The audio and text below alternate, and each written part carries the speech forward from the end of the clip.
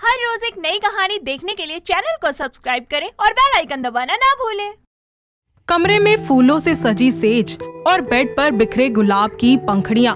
सारा कमरा बड़ा ही रोमांटिक माहौल की तरह सजा हुआ था और अविका दुल्हन के जोड़े में सजकर बैठी हुई अपने पति अभय का इंतजार कर रही थी। थोड़ी ही देर के बाद अभय भी वहाँ आ जाता है और अविका का घूंघट उठाते हुए उससे कहता है, कितनी सुंदर हो तुम। तुम्हें पता है मैंने आज तक कभी किसी लड़की की तरफ देखा तक नहीं। बड़ा ही नर्वस हो रहा हूँ मैं। शर्माते ही रहो फिर। अविका दूध का गिलास उठाती है कि तभी अभय उससे बोलता है, मुझे नहीं पीना दूध। ओ हेलो, तुम्हें कौन दे रहा है? मैं तो अपने लिए उठा रही थी। वैसे तुम नर्वस नहीं हो सुहागरात को लेकर? यार देखो, मैंने ना बहुत कुछ प्लान किया है अपनी सुहागरात के लिए और अपनी हनीमून के लिए। क्या ये सब पहले ही सोच रखा था क्या तुमने? अभय अविका को हक करने ही वाला था कि तभी दरवाजे पर खटखट की आवाज आती है। अभय दरवाजा खोलता है तो उसकी माँ आरती देवी उससे कहती है, बेटा कुछ चाहिए तो बता देना और आराम से करना जो भी करना हो। ठीक है माँ। इतना बोलकर आरती वहाँ से चली जाती है और अभय दरवाजा बंद कर देता है। जिसके बाद वो फिर से अविका को गले लगाने वाला होता ही है कि तभी फिर से दरवाजे पर खटखट की आवाज होने लगती है। अविका गुस्से में अपने पति से कहती है, आज सारी रात बस यही करते रहो, कभी खोलो तो कभी बंद करो। क्या करूँ यार, मैं खुद परेशान हो गया हूँ। जाओ खोलो अब जाकर। जब अभय दरवाजा खोलता है तो वहाँ पर कोई नहीं होता।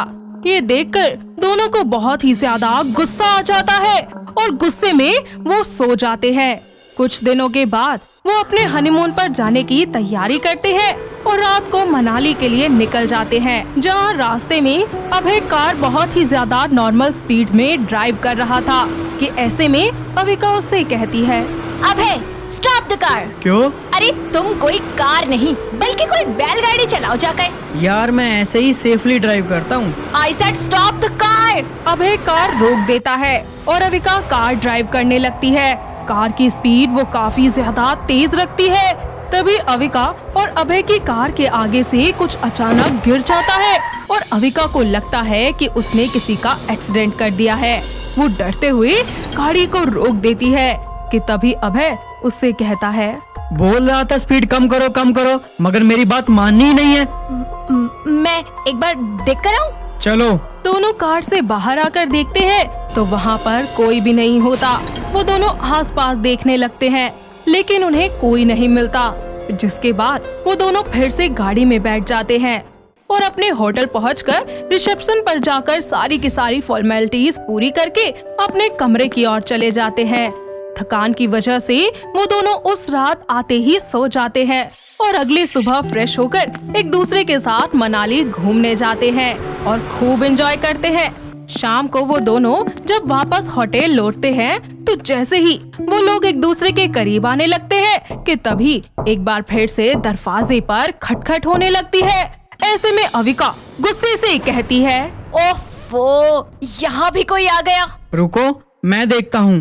अभय जैसे ही दरवाजा खोलता है तो अपने सामने पुलिस को देखकर उसके होश उड़ जाते हैं और पुलिस उससे बोलती है, वाह, तो यहाँ कुछ और ही चल रहा है। वहाँ रोड पर किसी निर्दोष का एक्सीडेंट करके यहाँ मौज ले रहे हो। पर ये सब गलती से हो गया, हमने कुछ भी जानबूझकर नहीं किया। इंस्पेक्टर, मैंने इसको बोला था कि आराम से चलाओ, मगर ये मेरी एक नहीं सुनती। गिरफ्तार करना ही है तो इसको करो।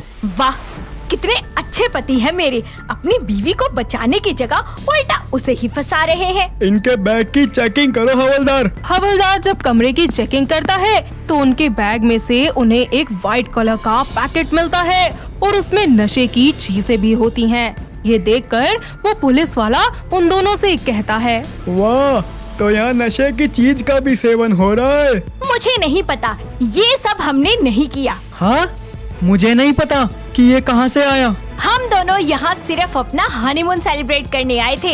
ये किसका है, यहाँ इसे कौन लाया, इसके बारे में हमें कुछ नहीं पता।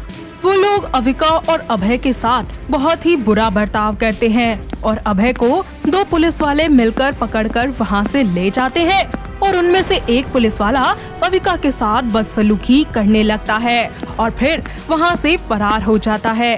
थोड़ी ही देर के बाद जब अविका को होश आता है तो वो देखती है कि उसके आसपास कोई नहीं है। वो किसी तरह खुद को संभालते हुए कमरे से बाहर आती है, लेकिन वहाँ भी कोई नहीं होता। वो अपनी कार को लेकर वहाँ के पुलिस स्टेशन पहुँचती है और वहाँ पर बैठे इंस्पेक्टर सुधीर से बोलती है, इंस्पेक्टर, मेरे पति कहाँ है? क्या मतलब है आपका? यहाँ 3 पुलिस वाले आए थे जिन्होंने पहले मेरे साथ बदतमीजी करी और फिर मेरे पति को पता नहीं। पागल हो क्या मैडम? ऐसे ही कोई भी पुलिस आती है और आपके साथ बदतमीजी करती है और आपके पति को ले जाती है। हाँ इंस्पेक्टर, मैं सच बोल रही हूँ। जाइए मैडम, पागल किसी और को बनाइए और हमारा टाइम तो बिल्कुल भी वेस्ट मत कीजिए। सुधीर अविका की बातें नहीं मानता और ना ही उसकी FIR लिखता है और अविका के जाने के बाद अपने हवलदार से कहता है, वैसे भोसले, कोई भी औरत थाने में इतनी रात को आके झूठ क्यों बोलेगी कि उसके साथ और उसके पति के साथ कुछ गलत हुआ है? तुझे क्या लगता है, हमें चलना चाहिए ना? जाकर देखते हैं, क्या पता बात सही हुई तो। पुलिस स्टेशन से अविका एक बार फिर वापस अपने होटल पहुंचती है और वहां पर बैठा हुआ रिसेप्शनिस्ट किसी से फोन पर बात कर रहा होता है। ये सब कुछ अविका छुपकर सुनने लगती है और वो रिसेप्शनिस्ट फोन पर बातें करता हुआ कहता है, हाँ मैडम, सब काम हो गया। अरे उस लड़की को मुझ पे कोई शक नहीं है। गुमराह हो गई है वो कि क्या और कैसे हो गया, और उसके पति को भी उसके अड्डे पर पहुंचा दिया है। ठीक है मैडम, बस अभी आता हूँ 5 मिनट में। जैसे ही वो रिसेप्शनिस्ट वहाँ से निकलता है, वैसे ही अविका भी अपनी कार से उसका पीछा करना शुरू कर देती है और उनके अड्डे पर पहुँच जाती है। साथ ही छुपकर वहाँ का सारा नजारा देखती है। वहाँ अभय को एक मनु नाम की लड़की उसको बंदी बनाकर 4 थप्पड़ मारती है और फिर उसके होठों पर लिपस्टिक लगाकर उसका श्रृंगार करती है। इतने में वहाँ पर वो दोनों पुलिस वाले और उनके साथ के सभी लोग आ जाते हैं जिन्होंने अविका के साथ बदसलूकी भी की थी। ऐसे में मनु अभय से कहती है, बड़ा शौक है ना तुझे हनीमून मनाने का, तो यहाँ खड़े सभी लोग तेरा हनीमून मनाएंगे। यही किया था ना तूने भी मेरे साथ। अब भुगत। मेरे साथ रिलेशनशिप में रहा और शादी किसी और से। मैंने इस तरह से बदला लिया तुझसे। इन नकली पुलिस वालों को भिजवाकर ये सब करवाया। अविका ये सब सुनकर अंदर आ जाती है और मनु को एक जोरदार तमाचा लगाकर उससे कहती है, तुम्हें जरा भी शर्म नहीं आई? एक औरत होकर दूसरी औरत की इज्जत के साथ खेलते हुए। तभी वहाँ पर इंस्पेक्टर सुधीर अपनी बाकी की पुलिस टीम के साथ पहुँच जाता है और उन सभी को गिरफ्तार करता है। इस सब के बाद अविका सुधीर से कहती है, इंस्पेक्टर, आपने तो यहाँ आने से मना कर दिया था ना, फिर कैसे? वो क्या है ना मैडम जी, आधी रात को कोई भी औरत हमारे थाने में आकर कुछ भी बोलेगी तो हमें डाउट तो होगा ना, इसलिए बस सच का पीछा करते करते हम यहाँ तक आ गए। Thank you so much sir. अगर आज आप यहाँ नहीं होते तो शायद मैं और मेरा पति सही सलामत घर नहीं जा पाते। इतना सब होने के बाद अविका और अभय दोनों किसी और अच्छे से होटल में जाकर वहाँ पर अपना हनीमून बहुत ही अच्छे से एंजॉय करते हैं और खुशी खुशी अपने घर वापस लौटकर अपनी जिंदगी बिताने लगते हैं। तो दोस्तों, कैसी लगी आपको हमारी ये हनीमून वाली बहू की कहानी? क्या आपके घर के आसपास भी है कोई ऐसी बहू? अगर हाँ, तो उन्हें ये वीडियो दिखाइए और हमें कमेंट करके बताइए। दोस्तों, अगर आपको ये कहानी पसंद आई तो इसे लाइक करें, शेयर करें और कमेंट करके बताएं कि कहानी में आपको सबसे अच्छा क्या लगा।